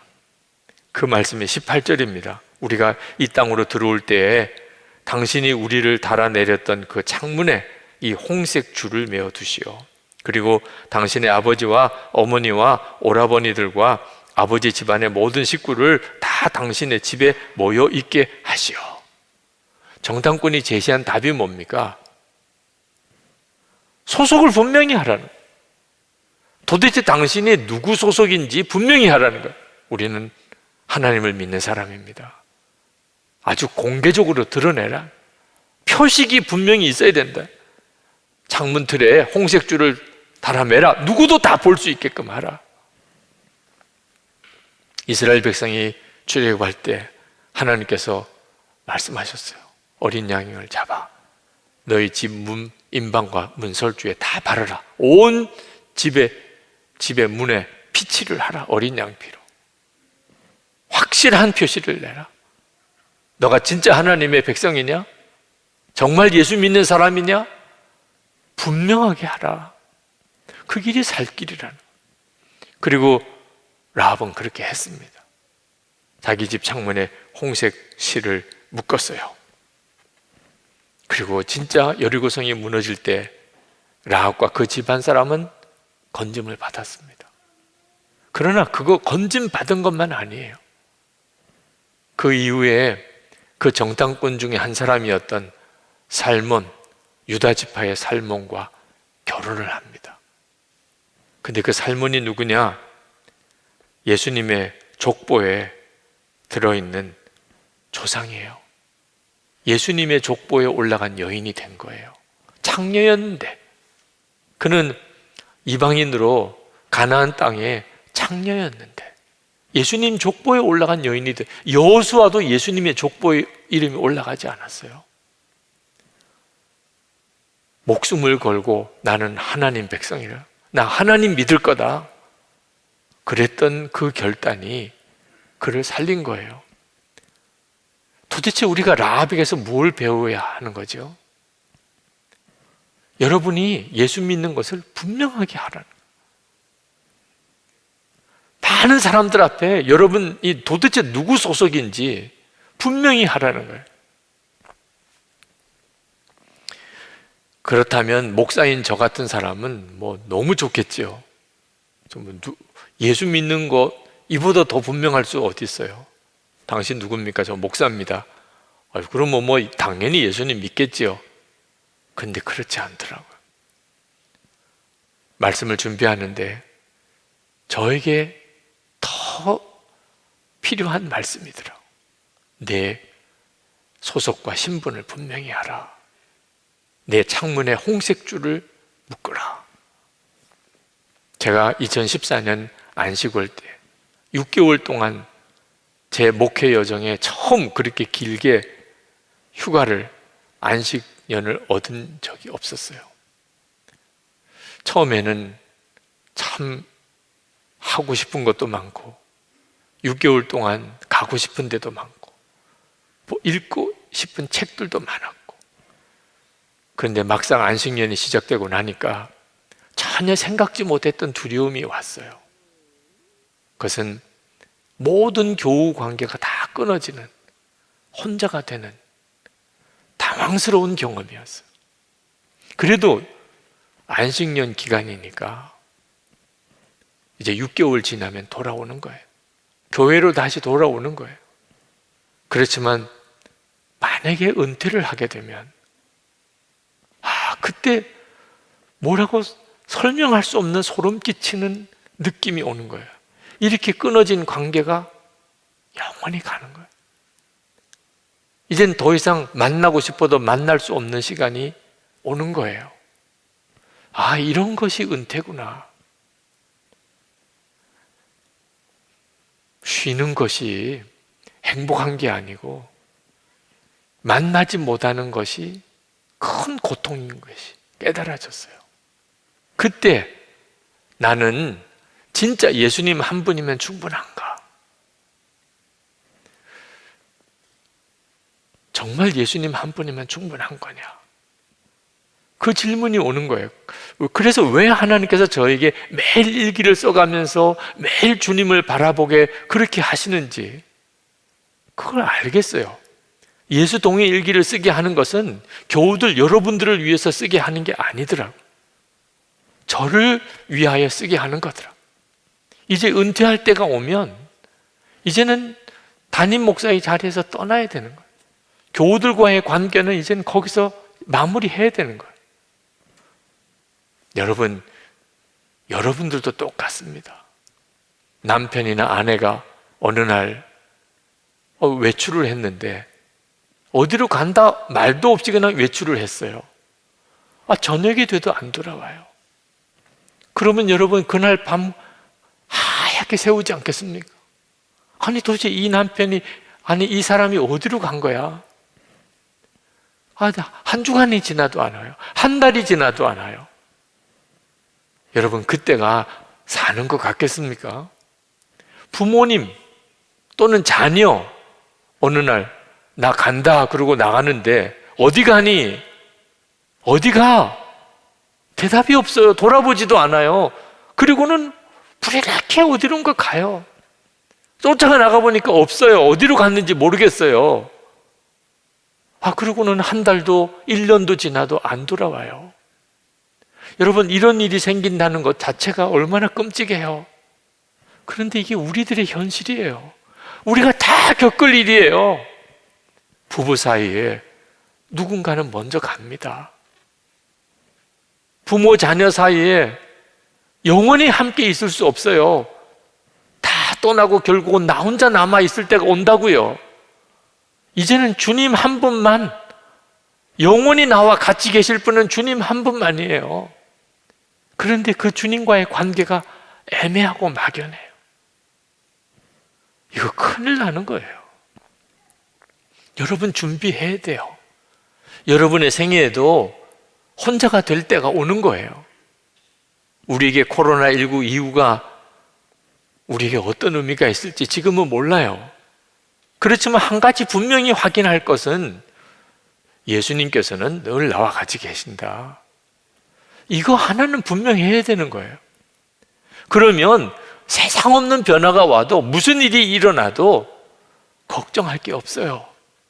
주님이 나와 함께 계시고 그분이 내 길이시니까 그분만 따라가면 되는 거죠.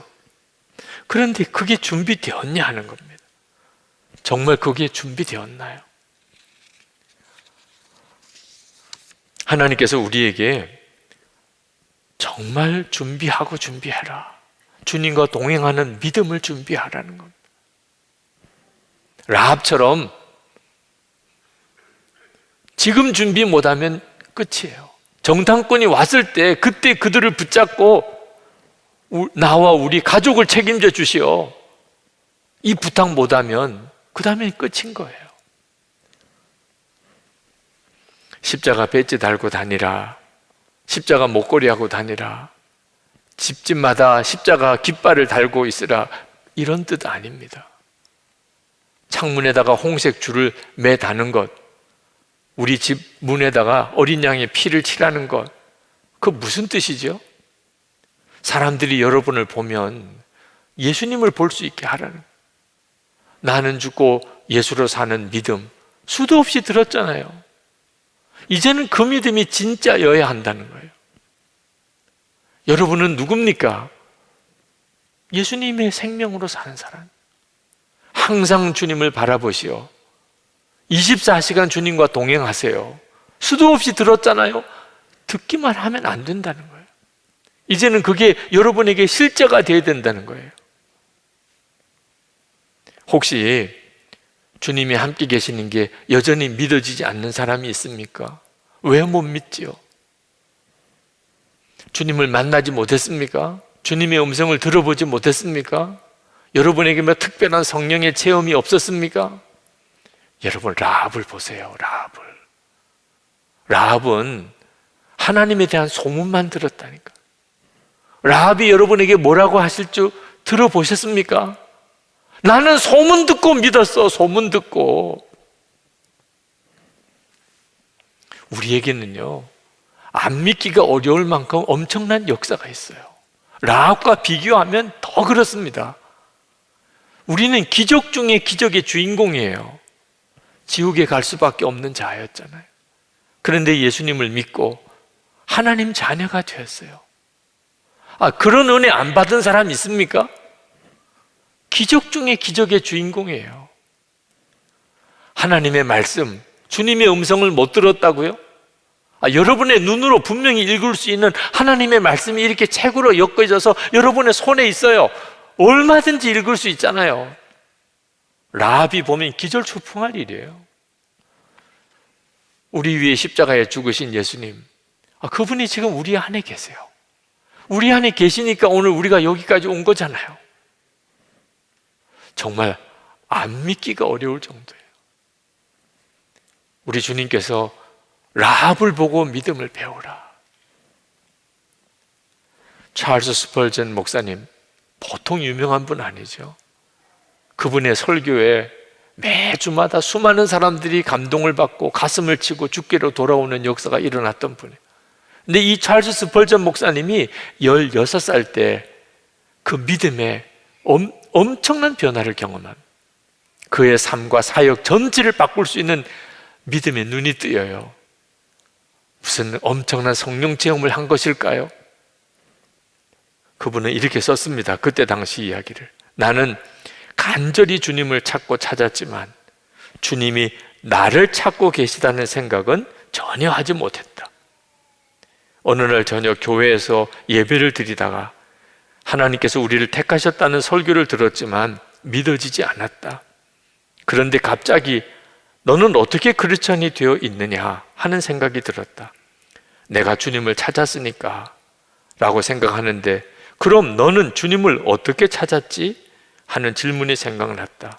순간 주님께서 나를 택하셨기 때문이라는 말씀이 성광처럼 깨달아졌다. 내 마음에 주님을 갈망하는 마음을 주시지 않았다면 나는 주님을 이처럼 찾지 않았을 것이 분명하다. 나는 기도하고 생각했다. 내가 왜 기도를 했지? 성경을 읽음으로 기도하고 싶은 마음이 일어났다. 그러면 성경을 어떻게 읽게 되었지? 무엇이 내가 성경을 읽게 만들었을까? 그 순간 하나님께서 이 모든 것을 이루어 가고 있었음을 알았다. 주님께서 내 믿음의 주요 온전케 하시는 분임이 깨달아졌다. 예수님이셨다.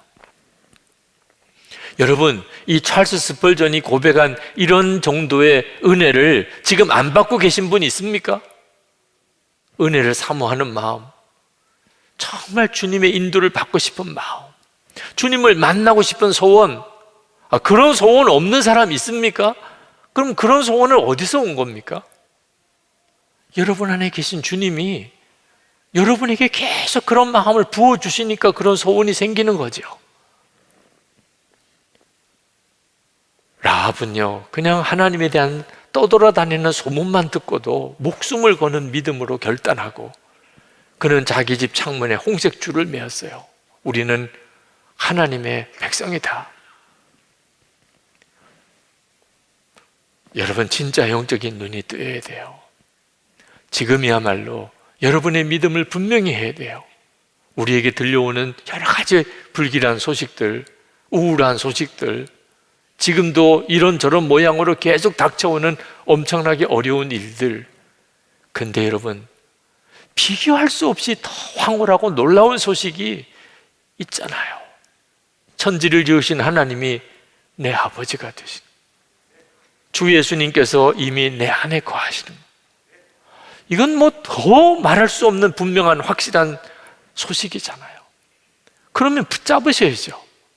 주님, 그렇습니다. 주님, 저는 이제 정말 나는 죽고 예수로 삽니다. 주님과 24시간 동행합니다.